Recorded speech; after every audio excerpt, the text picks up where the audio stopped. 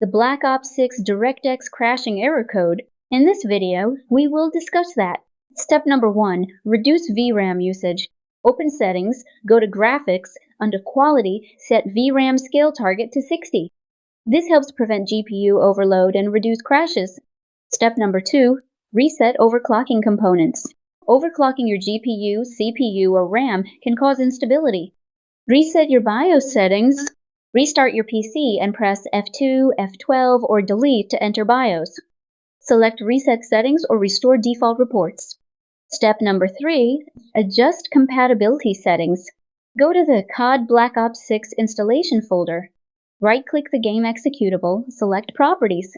Under Compatibility, disable Fullscreen optimizations or check Run as Administrator. Click Apply or OK. Step number 4, verify game files. Right-click Black Ops 6 in the library, select Properties, and click Verify Integrity of Game Files.